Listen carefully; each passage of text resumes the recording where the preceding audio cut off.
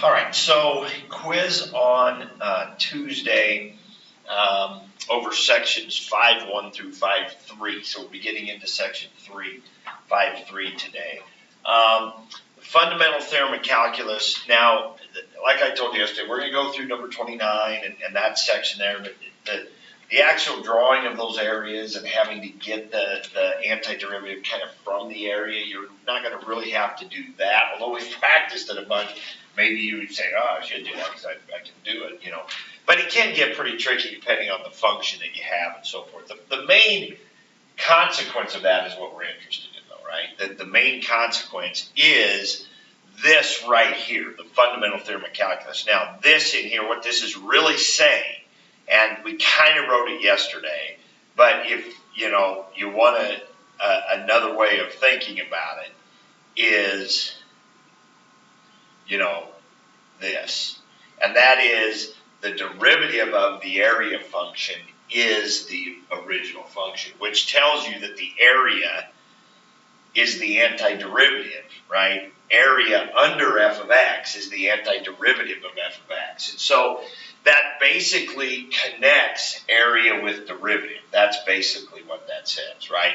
So we had our definition. So if you want to look at the two main consequences we've had this year, well, the first was just a definition, and that is that f prime is the derivative, or let's call that the slope function of f.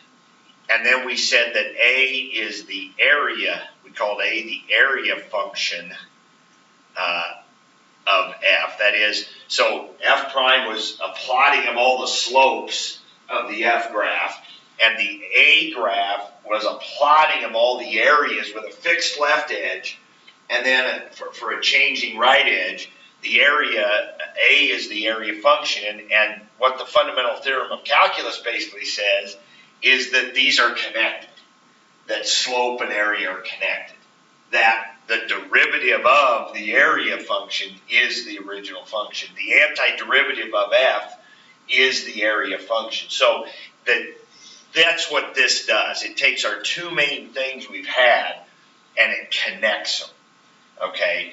Area with derivative, antiderivative relationship. That's what this statement, fundamental theorem part 1, is all about. Okay, so that's a huge connection, right? That's what ties together everything we're going to do with integrals, with everything we did before with slopes. So the chart, all those relationships about these functions, comparing them to each other, if I concavity and maxes and mins and increasing, decreasing, inflection points, all that stuff, we can use with integrals. We can use with derivative. I mean, it just connects them in all those things you use. That's what more of your quiz will be about. So I hope the quiz is a really good grade enhancement opportunity for you, right? I mean, because a lot of the questions are actually going to be chart questions. They're going to be like 29 through 36. Well, not 29 so much, but the ones after that. So what you're going to find over the next couple of days is a lot of our homework is going to be chart kind of questions. Now, there's going to be some other notational and stuff mixed in with integrals and area functions, but you're going to see a lot of that. So we're going to keep talking about those things and trying to make sense of all the notation stuff. But at the end of the day, the main feature of this, the takeaway from this is going to be the chart connections, and then what you're going to find today, the last thing, is fundamental theorem part 2, how we can find area under these weird shapes. How we can find area under a parabola. How we can find area when it's not a triangle or a trapezoid or a circle or a rectangle. That's going to be our main takeaway today. Okay?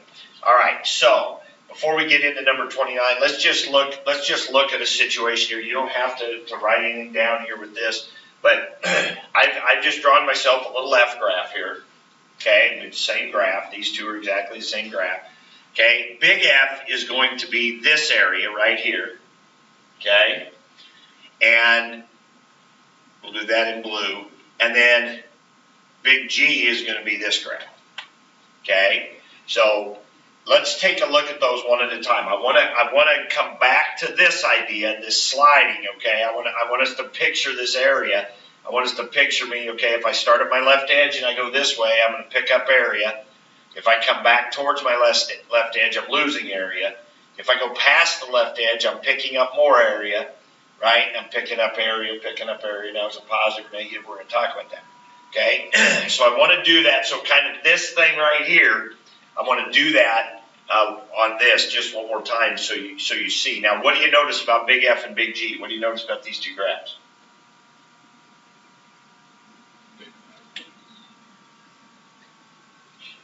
Aren't they just shifted? Aren't they the same graph? Now, I know my picture. I didn't draw those very well. These two are the same graph, just shifted, right? These two are the same graph, just shifted. This one, if you shift this one down, you'd have this one. Does everybody see that? These two are the same graphs, just shifted. Why are they just shifted? Why are they the same graphs? It's the same area function except for what? The left edge. And the left edge just affects what? The plus C, right? The initial condition just affects the plus C. It's just the vertical shift. Okay, so all this should make sense here from what we've been talking about. Okay, so let's just talk about it again in terms of area. Now, yeah, we can see this. Oh, okay, I tell you what, back up. Before we do area, let's go back and do it like slope. Okay, so let's just say, okay, this is big F. So little f should be the what? Let's go back to our derivative days. This is big F, little f is what? The slopes, right? If this is big G, this is also going to be the slopes. We're just going to say that. They're both antiderivatives, okay? So forget area for a minute, right? Let's just talk back to our derivative days. So what would you be looking about on this? What would you be caring about on this graph? It's positive, then negative, then positive. So if this graph, the derivative, is positive, negative, positive, what's the big F graph going to do? Go up, go down, go up, right? Sure enough, it does, right? Again, this graph is the derivative of that graph, so it should go up, go down, go up, right? But what we never knew before is where to start it, right? But we have an initial condition here, right? We got to think about area for a minute. We get a free initial condition. What's our initial condition of big F? Big F of 0 is 0. So see where right there? Boom, 0. So that locks it in. What's my initial condition on this one? Big G of 2 is 0, because the area from 2 to 2. So if I put a 2 right there, so big G of 2 is 0. Sure enough, look what I did right there. Big G of 2 is 0, right? Locked it in. But up, down, up. Okay? So, back to our derivative base. What else? What happens down here? What happens when the derivative is decreasing? I think back to our chart. Concave down, right? When the derivative is decreasing, this graph should be concave down until 0. Sure enough, right there, concave down. This one, concave down. Boom, right there at 0. Then this goes to increasing, concave up, right? You see how the left edge isn't mattering in that at all, right? The left edge isn't mattering in any of that chart stuff. It's up, down, up. Local max right here, positive to negative, right? Positive to negative. Local max right there. Right here, negative to positive. What do you got here? Local min. All the same, right? So we would expect that. Just thinking derivative. Now let's think about areas. Let's do the blue one first. Let's start at our left edge. Again, I'm just trying. It seems like I've been doing this for 3 days, and maybe you're like, okay, we get it already. But I'm just trying to prove this point, right? Left edge doesn't matter except for the shift up and down. But as far as the chart stuff, left doesn't matter. Now, does it give you different areas? Sure. What's G of 2 is 0. What's F of 2? F of 2 is actually down here, negative, right? So the left edge matters in the sense that the big F function is going to give me different outputs than the big G function, right? Because the areas will be different, right? The area, because you got a different left edge. So if you go from 0 to here, that's a different area than going from 2 to there, right? So it's a different area. But it's only going to differ by the amount of area between 0 and 2, right? That's a difference. So if I go from 0 to 5 on the one, the other graph will be from 2 to 5, right? The only difference will be that piece of area between 0 and 2. Right? So that's really where the C comes from. It's the difference between the two left edges. That's the difference in the C's in these two functions, right? That's all that will matter. So it will give me different areas, okay? just by whatever that shift is. Okay, so let's do the blue. So let's start at our left edge of 0. Okay, so if I start, let's go to the right first. So if I drag, so let's think about this guy here when I'm dragging this, right? Okay, so if I drag this way, what am I doing? Picking up what? Negative, oh shoot, what am I doing over there? That's a wrong graph. Not doing it on that one. Do you guys catch that? We're doing the area under what graph? We're doing the area under the F graph, this one, not that one. Okay, sorry about that. Okay, let's start at 0. So we're picking up what kind of area? Picking up negative area. So what should this graph be doing? Going down. And we're going to pick up negative area till when? 2. And I'm picking up what kind of chunks of negative area? Smaller and smaller chunks of negative area. So this graph's going down, but it's leveling off. Right? Then what do I start picking up? Positive area. And so it's coming back up. Now at some point I'm going to pick up enough positive area to offset this negative area, right? And then I'm going to have 0 area, which is right here. And then I'm going to keep picking up positive area, right? It's going to go up, up, up. Okay, now let's go back and go the other way. Now let's start at our left edge and go backwards. So now we're going backwards. Now what am I doing? Picking up what? Positive area. So from here, my area graph should be going up, up, up, right? I'm picking up positive area, but smaller and smaller chunks, right? Smaller and smaller chunks of positive area, so it's leveling off. Right here, I start picking up what? Negative area. So this graph's going to come back down in bigger and bigger chunks. Makes sense, right? It seems to fit. Okay, now let's go to this one. Okay, now we're starting at 2. So we're starting at 2, so we're going to the right. So we're picking up what? Bigger and bigger positive chunks of area, but we started with 0 area, right? And now bigger and bigger chunks of positive area, so it's going up. Okay, now let's go backwards. So what's this? Positive, right? We're picking up bigger and bigger chunks of positive area because we're going backwards. So positive and bigger chunks until where? Till there. So that's the concavity, right? Concave up. Okay, now we're still picking up what area? Positive, but we're picking up smaller and smaller chunks. So still going up, but leveling off, right? Smaller chunks. Then we start picking up what? Bigger and bigger chunks of negative area. So it's going down, down, down, and faster and faster. See how it fits? No matter what my left edge was, right, it changed what was positive or negative, whether it was gaining or losing, whatever, but it all fits. It all fits. The only difference, but none of the chart stuff mattered, right? The important points were still here, here, the 0 where this was a local min, right? It didn't matter where my left edge was. The left edge didn't really matter as far as the shape of that at all. Only mattered where my initial condition was, where it started, right? The vertical shift. Okay, important stuff. All right, so let's go to 12 through 14. So we're back on this function that we were talking about yesterday. So 12 says y is g equal to f plus c, okay, and is c positive or not? Well, basically the bottom line is which one of these areas is bigger, f or g? F is bigger because it's from 0 to some x over here. It's all this area, whereas this one's only from 5 to x, right? So that one's bigger. It's bigger by how much? It's bigger by the piece of area between 0 and 5.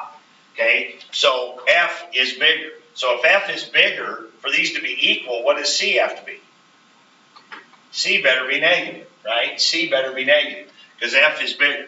You would have to add on to G, you would have to add on the piece of area from 0 to 5 for those to be equal, right? Or you'd have to take away the piece of area from 0 to 5, okay? All right, or you can even think of it this way. Heck, this would be a great way to think about this. Wouldn't this be G's the area from 5 to X? This is the area from 0 to X. How would those be equal? If you subtracted the area from 0 to 5, right? If you subtracted the area from 0 to 5, then you would have the area from 5 to X, right? If you had or maybe a better way to put it would have been this, okay? This would have been way better. Oh, God, why did I just not think of this before? The area from 5 to X This would be a great way to do this. Remember that thing we talked about adding two integrals together? Wouldn't the area from 5 to x be equal to the area from 5 to 0 plus the area from 0 to x? Remember when we talked about this? This is something we'll have to do in our next quiz, where if we got those in agreement here, right, like that, right? So the area from 5 to x would be the area from 5 to 0 plus the area from 0 to x, right? Well, what's the area from 0 to x? That's big F. And then what's this area got to be? The area from 5 to 0 going backwards. Then that have to be negative. So big F plus a negative's got to equal G. That'd be a great way to do that. And it ties in that thing we did about adding pieces together, right? The area from 5 to x has to be the area from 5 to something plus that something to x. Well, let's use 0 because we got 0 in there. Great way to use that. We're gonna actually use that again later on here. Okay, 13. 13. Explain why f of 6 is greater than. So let me wonder how much I can do in that. How many times can I hit the undo button here?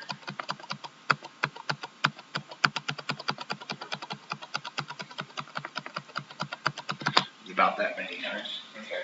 All right. So 13. This is a really good problem. 13. Is big F of 6 greater than or equal to 6? Yeah. Why? Because the little axis, the slope of big F. Okay, you're going to do it in slope. Let's hold that thought. Somebody explain to me an area. I like it because I want to do both. What would big F of 6 be?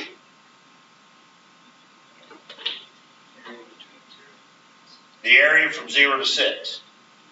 So if 6 is over here, then that have to be this area here, right? Didn't we say this graph is above 1 the whole time? Look at this. If the graph's above 1 the whole time, look at this rectangle right here. That's an area of 6, right? So doesn't the area from 0 to 6 have to be more than 6? Okay, there would be an area explanation right there with a picture. Okay, now go with your explanation. F is the antiderivative. Big F is the antiderivative of little f. Right. So it says it's got to be greater than 1. So if F is the slope of big F, then it's always going to be increasing at least 1. Now, remember when we did those? We always had to have our starting point, though, right? What's our starting point on this one? We have a free initial condition on this one. Remember, this is speed limit law, isn't it? Absolutely. This is speed limit law. I love it. Now, area explanation would be great, but on our quiz, if you want, now I'd like our focus to be area. So I'd like to see an area explanation, and on the quiz, if I asked you this, I might say use an area explanation, so I might say that. But if I don't, this is fine, but you'll have to say what you said, that big F prime is equal to F. You have to somehow connect big F, right? Because I'll just give you this. Whenever you see this, I think you should automatically write this, right? That shows the connection, that you're making that connection. You've got to show that, though. You can't assume it. You got to show that. You got to say, yes, I know this is the connection. Big F is the antiderivative of little f. You've got to show that. Okay, now, but so if you're going to do a slope explanation, you're going to have all this on there. So we know that big F of 0 is 0. So the big F graph would start here. Okay, come back, say that again then. So you know this is the slope. Has to be more than 1. So if I go over 6, I have to go up at least 6, right? At least 6.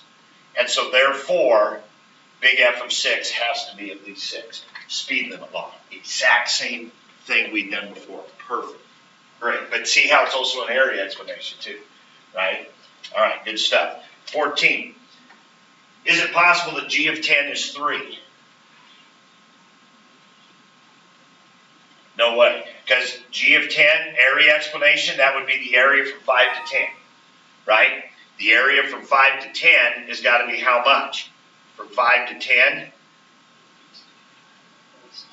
At least 5, because that's a 5 by 1 rectangle down there, right? So it's got to be at least 5, the area from 5 to 10, so there's no way it can be 3.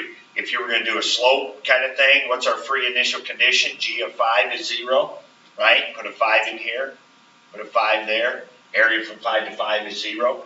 So G of 5 is 0, so here's 0. So if you go over 5, you have to go up at least 5. You can't go up just 3. Okay, good stuff. All right, so moving on, 29 through 36. So was that next? Oh, you were supposed to finish 24 through 28. Okay, so 24. So that was, oh, I should pull that up from yesterday. Okay, so 24, let's just do it strictly from a chart discussion.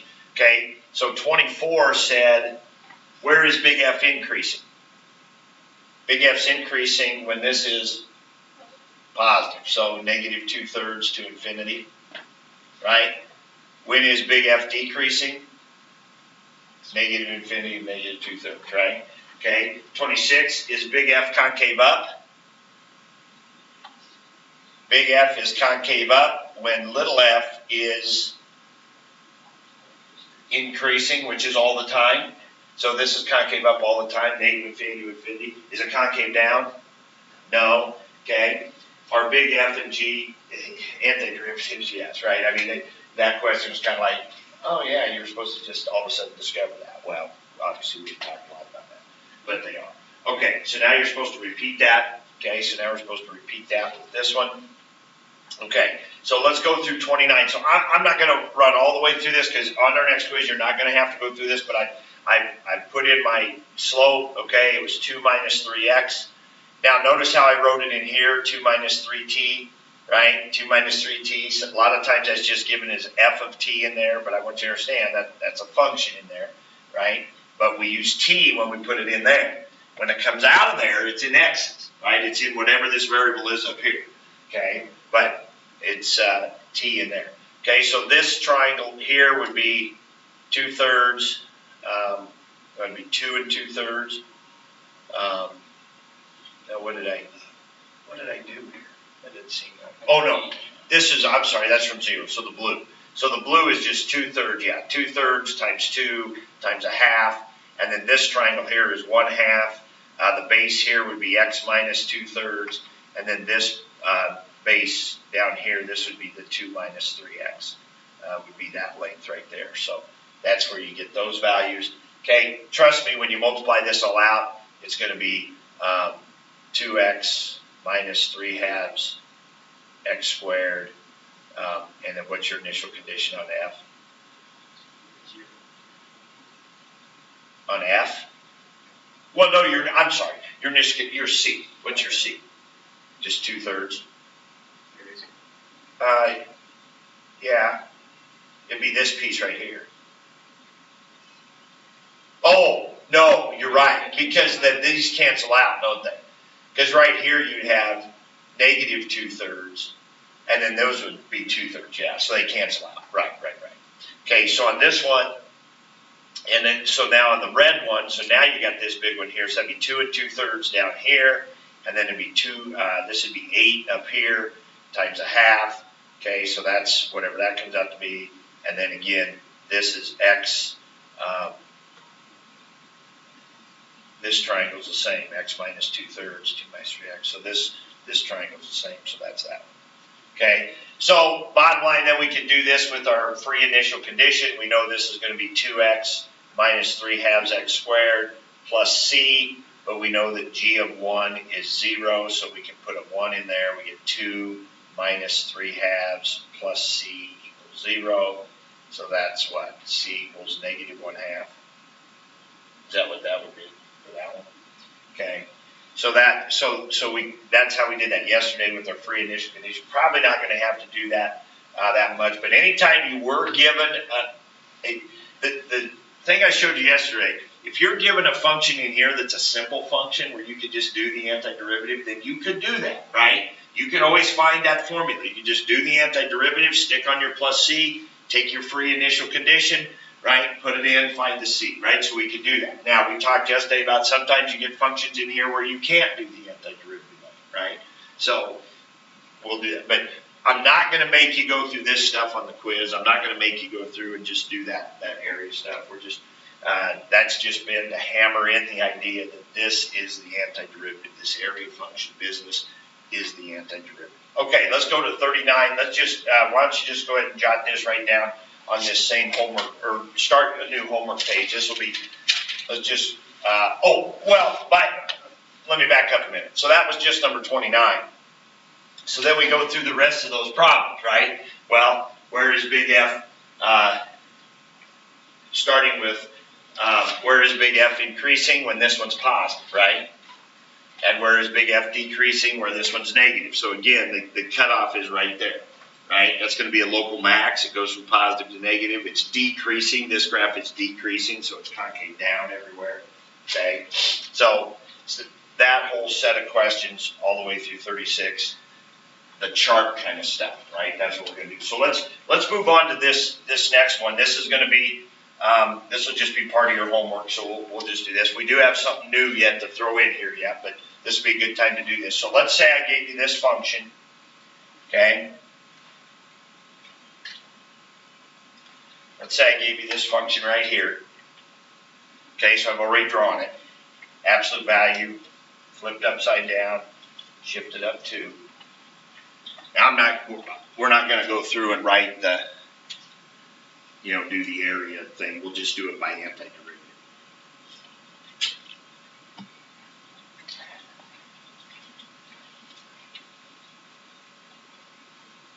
Now, what's interesting about this on 39, it says write a formula for big A. Okay, so we got big A here. Now, we know, we're not going to do it with areas. We're just going to do an antiderivative. Now, the problem is we don't have an antiderivative of absolute value of x. Now, it gives you a hint there. It says use a piecewise function. So let's do that. So let's just do it in 2 pieces. Okay, so the first piece, what is the equation of this line right here? This is our little f right here. What's the equation of this line? It'd be positive 1 slope and a y-intercept of 2. So this graph is going to be y equals x plus 2, right? And then what's the other piece? Isn't it negative x plus 2? So that's pretty easy. So now we can do our antiderivative. So our A graph is going to be those 2 pieces. Okay, so let's do, so what's the antiderivative of x plus 2? Yeah, 1/2 x squared plus 2x plus some c, right? So let's just I'm just going to put a question mark there. We're going to find that here in a second. Okay, and then what's my other piece?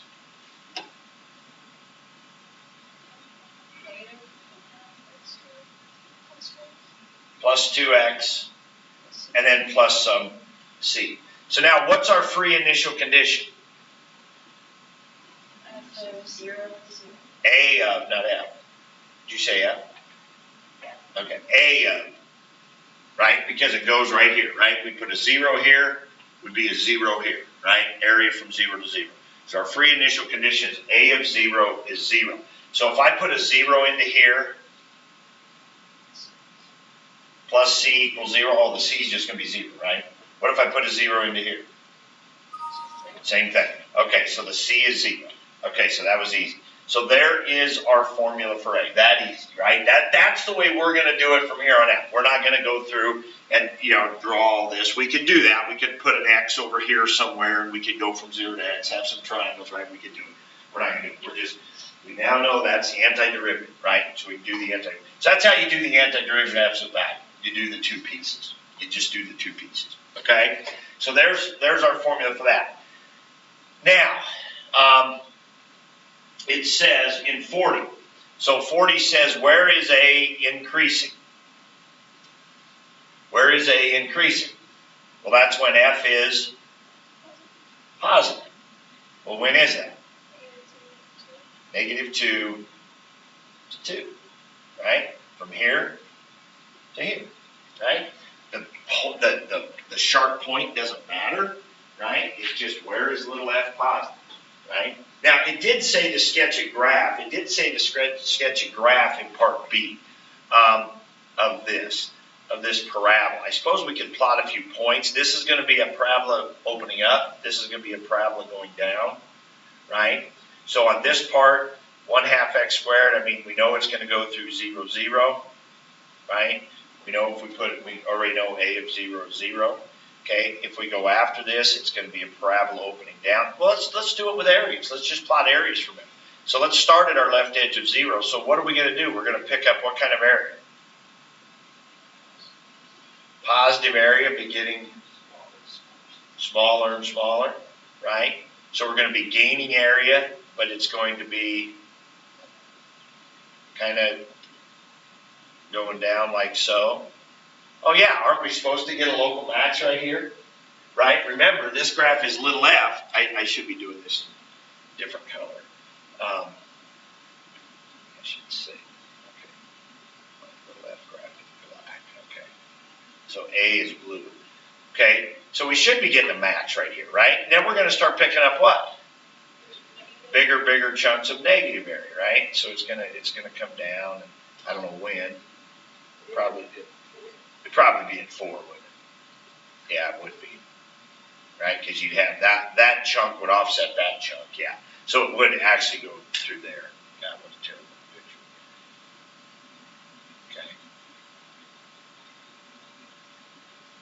Okay. So anyway, and then down, right? And then what about if we go backwards? So let's go back to our left edge. Now let's go this way. We'd be picking up what kind of area? Negative area and smaller chunks of negative area. So it's actually going to come down, but it's leveling off, right? And it's going to level off at about there, right? Now, actually, we know what that area is. What is this area right here? 2. 2 by 2 is 4. Half that's 2. So this point should be at this area. If I was really going to be picky about this point should be up there, shouldn't it? Okay. So anyway, down to here, levels off. Okay, and then we start picking up what? What would this be? Positive going up. And again, that should be out here at 4. Okay, if I was going to get that picky about it.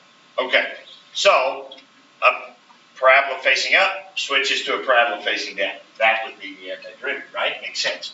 Okay, so where is this graph increasing? -2 to 2, right? All right. Where is big A decreasing? Big A is decreasing when this is negative, so from negative infinity to -2, and from 2 to infinity. All easy stuff. Where is A concave up? When this graph is increasing. When little f is increasing, big A is concave up. Sure enough, when you have a local max here, isn't that an inflection point, right? Didn't we used to say that with derivatives? When the derivative graph was at the local max from in, you had an inflection point. Little f changed from increasing to decreasing, so big A changed concave up, concave down. So that's the inflection point of 44, right? So pretty easy stuff, right? We got to go back and think of our chart. We got to memorize that chart again, make sure we got that memorized. Now that we know that there's this derivative antiderivative connection, we got all these chart things. So if there's a bunch of those questions, that should be easy, right? I guess why I'm making such a big deal about this is I've seen people on this quiz get all confused about this notation. When they see this notation, they think of all these crazy things on these chart kind of questions. It should be easy. It should be easy, right? Because little f is the derivative. Little f is the derivative. Okay, so that's 39 through 44, that whole batch there. Okay, let's talk about our next new thing, our last new thing today then, that we're going to deal with. So here's what we're trying to figure out. Here's what, all of this that we've been doing now this week, none of this would be worth anything if it wasn't going to help us do this problem right here. Right? This is the whole point. The whole point of this is how can we do area under some odd shapes? Right? So there's a lot of great theory here that we've been talking about and a lot of cool connections with antiderivative and wow, isn't that neat? How did that happen? We did a trapezoid area. It ended up being the antiderivative. I mean, that's all great stuff. But this is what we really need it for. We want to take this parabola and we want to be able to find this area from here to here. right? That's what we want to do. How can we find that area?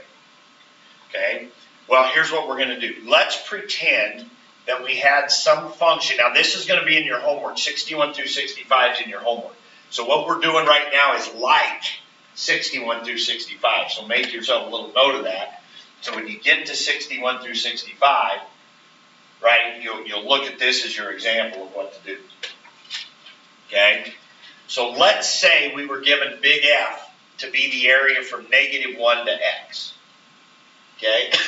This left edge doesn't matter. We can make it work with any left edge. And you might say, why did you use this left edge? Well, you'll see here in a minute. Okay? But it can be with any left edge. Okay? Now, isn't it true? And this is where, remember this thing we did earlier where we wrote, I deleted it. We had it written down here. Isn't it true that the area from -3 to 4 of little f, now you notice this is little f in here, right? Little f right there, t squared, and notice here it's x squared, right? Now why can I use x squared in this one? Why can I use x in this one? Yeah, we have a left and a right endpoint. This, remember, is called a definite integral. This is just a number. This is just a piece of area. This is a function. When the right edge is x, it's a function. You have a lot of different areas, right? This is just one piece of area. So this is just a number. So we can use x in here. But here, when we're using the x up here, we can't, right? But understand that these are the same little f we're talking about, right? Okay. So wouldn't it be true that the area from -3 to 4 would be equal to the area from -3 to -1 plus the area, you finish it for me, -1 to 4, right? Now why did I pick -1? Because that was given to me in my big F. That was given to me in my big F. So I wanted to get that involved. I wanted to use that. Okay? So, but isn't this a true statement? We would all agree with that? And remember, the -1 doesn't even have to be in between there. Remember that? The -1 is in between the -3 and 4, but it doesn't have to be. Okay? So this would be a true statement. We all agree with that. All right, now, let's put this into notation. Let's put this into big F notation. Well, the easy one is this one over here. What is this equivalent to right here? Isn't that big F of... No, it's not big F of x. Isn't that big F of 4? Isn't that big F of 4? Isn't it? It's the area from -1 to 4. Here's what big F is, -1 to x. So it's the same thing, it's just got a 4 right there. So that would be a 4 right there. Does that make sense? So this is just big F of 4. Now is this big F of something? No, big F has to have the -1 down here. Could we get the -1 down here? How? But when you flip these, what happens? It's opposite, right? Remember when I said, why would you ever want to go backwards? Why would you need to go backwards? Why would you ever write it backwards? Right here. If we would write this backwards, then that would be what? Negative big F of -3. Now let's look what we've just come up with. Now, I don't like having the -1 first, so I'm going to flip them around. So haven't we just come up with this fact right here? That the area from -3 to 4 is big F of 4 minus big F of... Haven't we just arrived at that conclusion? Right? You with me so far? Now, okay, so big whoop. Well, I notice I got a 4 and a -3. The top one comes first, the bottom one comes second.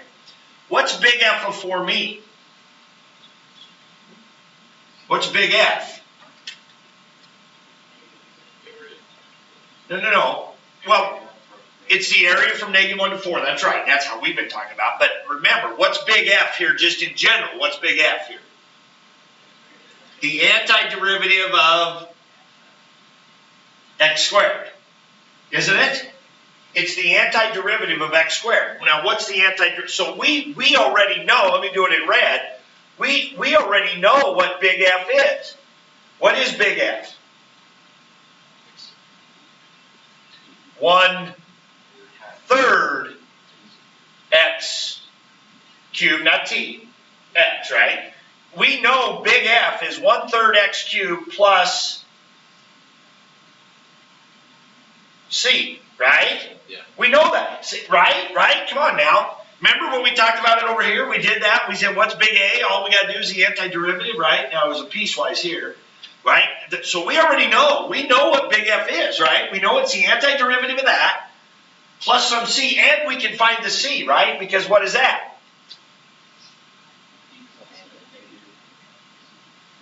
I have a free initial condition, right?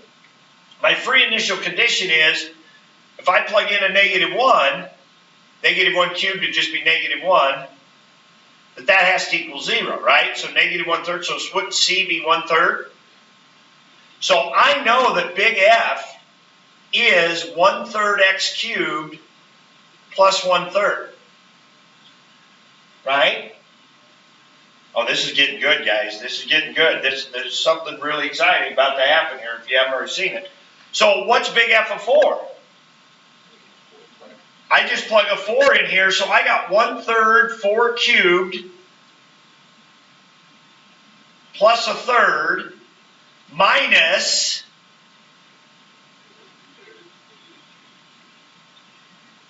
1/3 -3 cubed plus 1/3. And isn't that just going to be the area? Isn't that what that's going to be? So the antiderivative is going to be the way we find the area under these odd shapes. The derivative was the way we found the slope of curves. The antiderivative, not surprising after what we've talked about for the last 30 days, the antiderivative is going to give us the area of these odd shapes. Now, there's actually a bonus here. When I subtract these, what's going to happen to that 1/3? The plus c. What's going to happen? Isn't it going to cancel every time? So it makes me ask the question, did I even need to go through this up here? Did I even need to go through and find the plus c? Would I for any of them? Because aren't I always going to be doing this antiderivative minus that same antiderivative? You know what I mean? And so I'm going to take that number, plug it in for x, that number, plug it in for x, and isn't both of them going to have that plus c on it? So when I subtract them, the plus c is just going to disappear anyway, right? So what I'm saying to you is, we could have just stopped right here, forgot about the plus c, did not even worry about initial condition, right? You see what I'm saying? Is every problem going to be 1 minus c? Well, it sure looks like it, because, I mean, let's think about this. What if I wanted to do the integral from 2 to 7? Well, wouldn't I do the same thing? The integral from 2 to 7 would be the integral from 2 to -1 plus the integral from -1 to 7. So what's that going to be? That's going to be big F of 7. And what's this one going to be? I'm going to have to flip it. And it's going to be negative big F of 2. So what's it going to be? It's going to be big F of 7 minus big F of 2. Doesn't it look like it's always going to be this top one minus this bottom one? It always is going to be that way. And would it have mattered if I had -1? It could have been something else, right? Now, what would have mattered, where this was important, was when I had to find the plus c. The left edge was my free initial condition. I had to find the plus c, but what did we just come to realize? We don't need the plus c. We don't even need the plus c. So now we realize, did I even need this at all? You know what I mean? Did I even need this at all?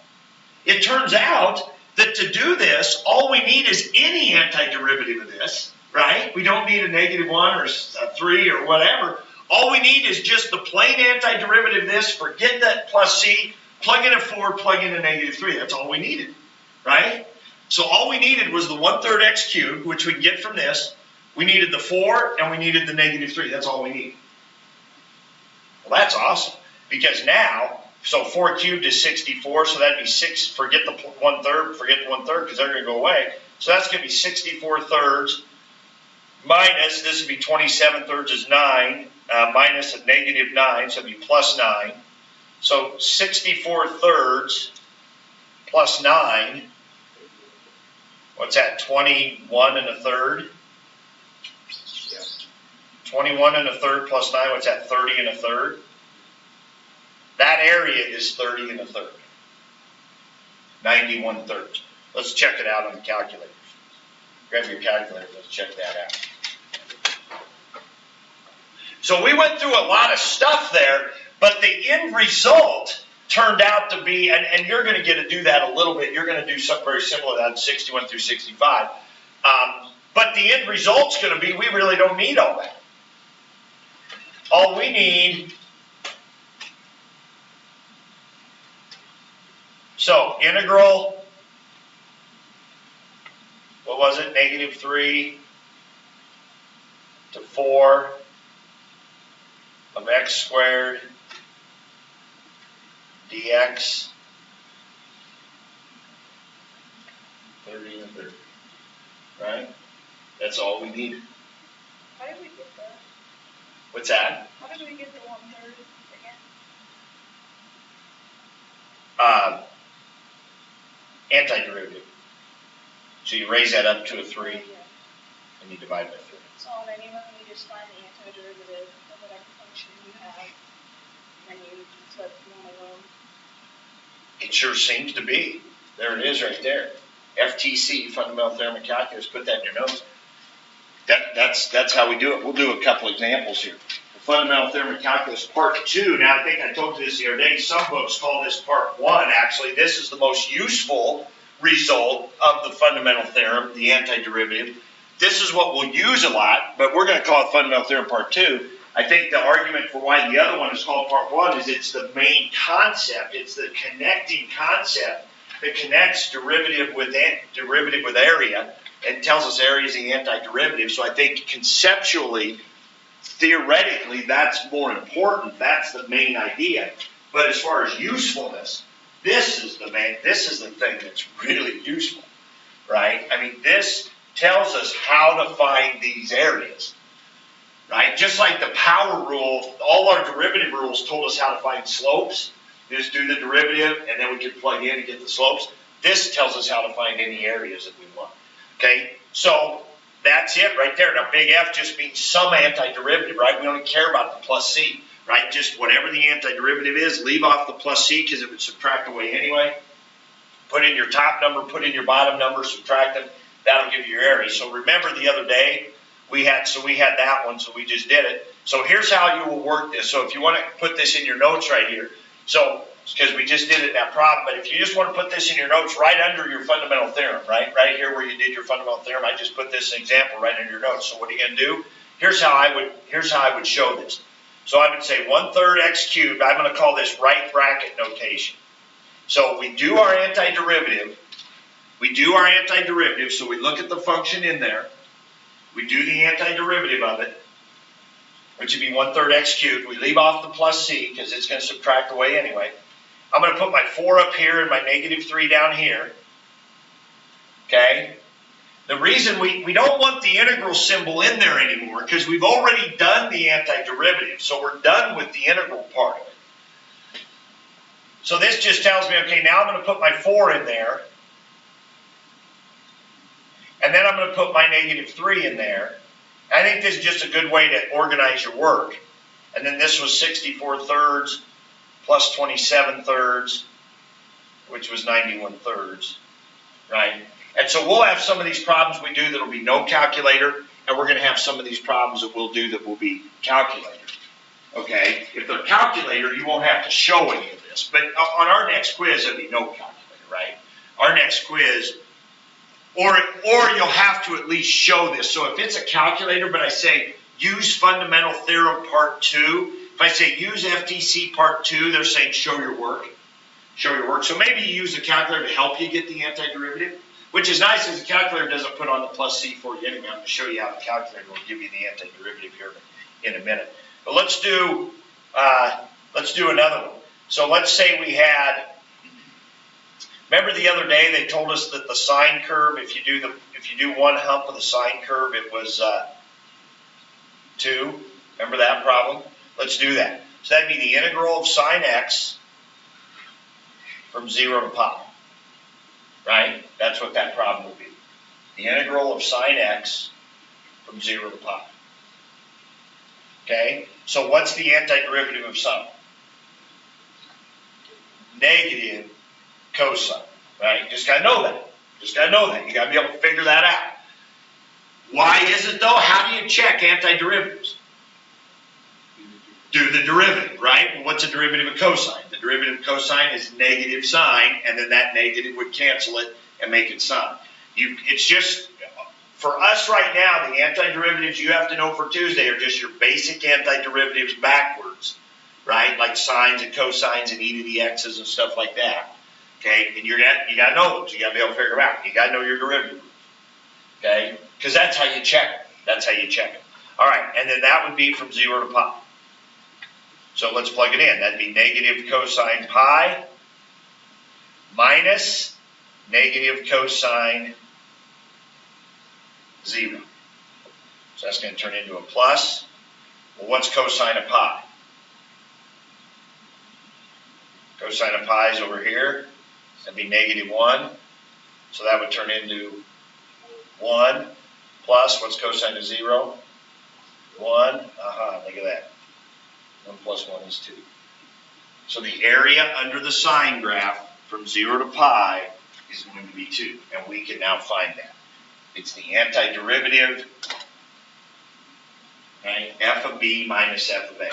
F of b minus f of a. Do big F of b minus big F of a. Do the antiderivative, plug in the b, plug in the a. It's a wonderful thing. Okay? So we can find these areas. Let's just practice one more. Okay? Let's just practice an antiderivative one. So let me see if I can come up with something that would be pretty easy. Let's do 0 to 1. Let's do 1/2 x to the 3rd minus e to the 2x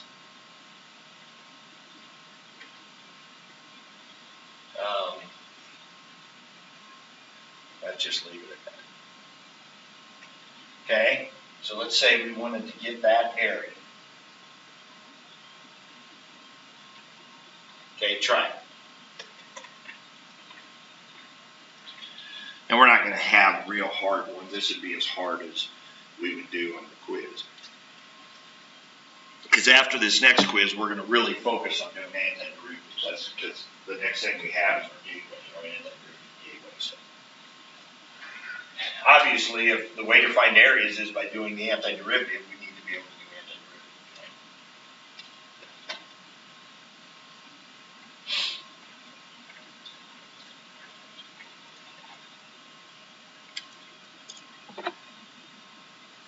At least try to get the antiderivative here, and if you're not sure if you're right, wait for me here, and we'll check it out.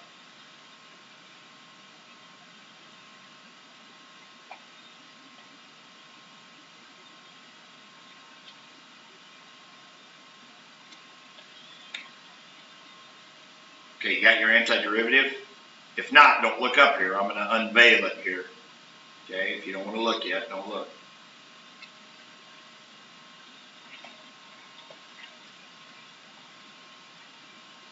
Okay, so is it the new power that you multiply by from the 1/2 or divide by?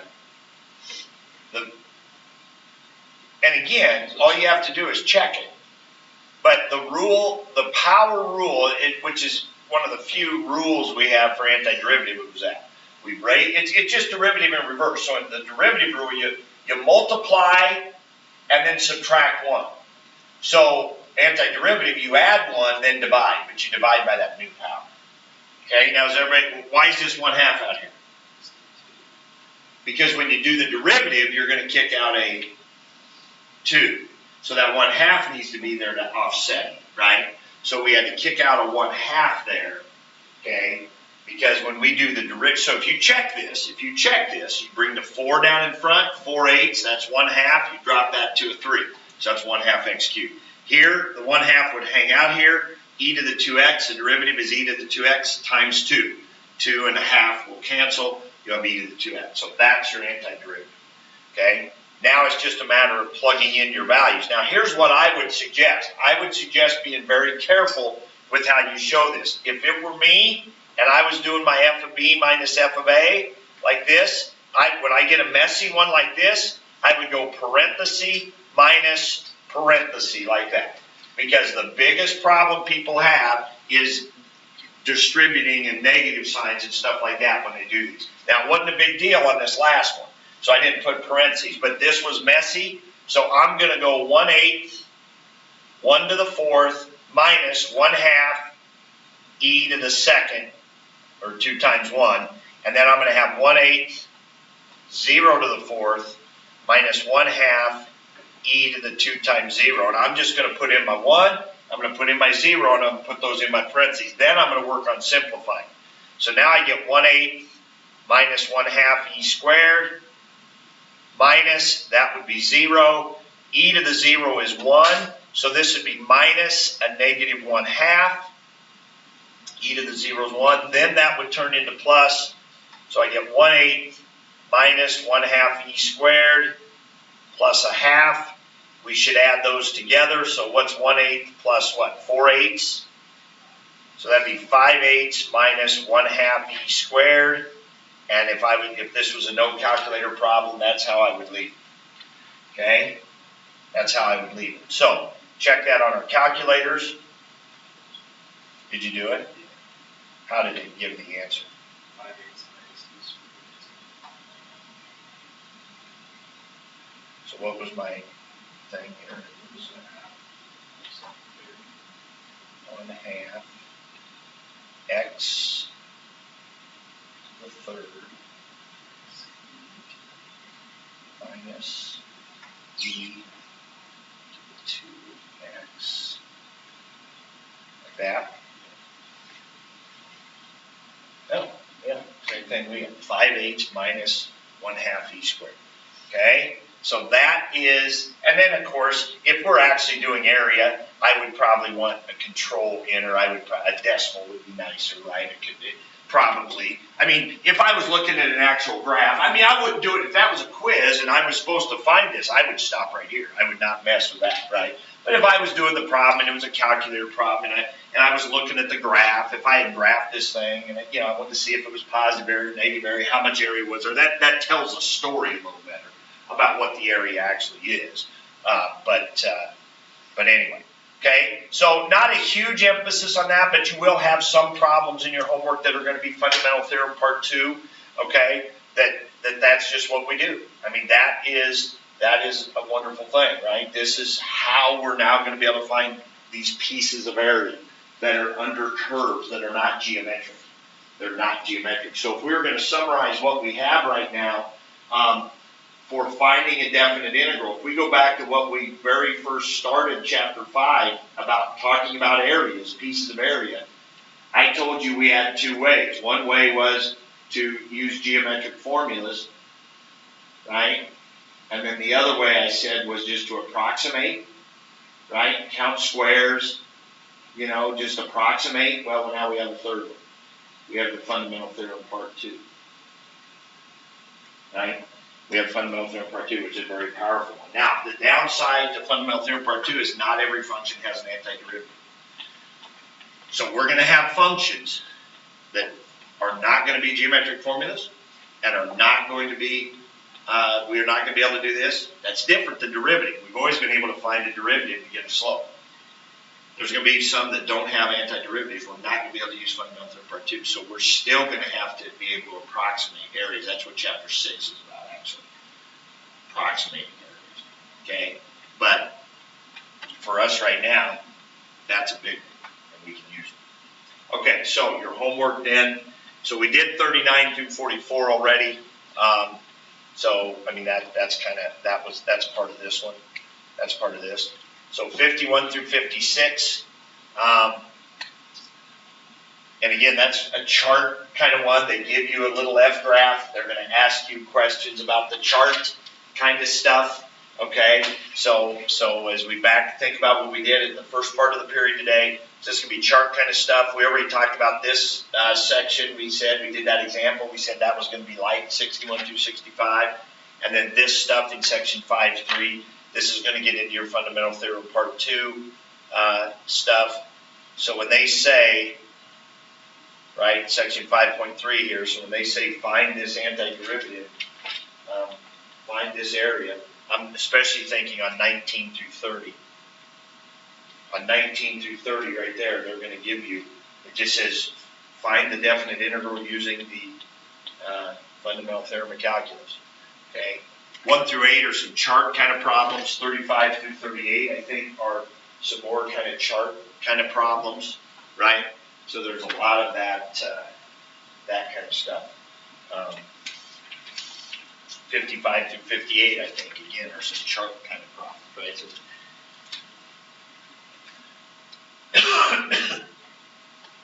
all right, go ahead and work on that.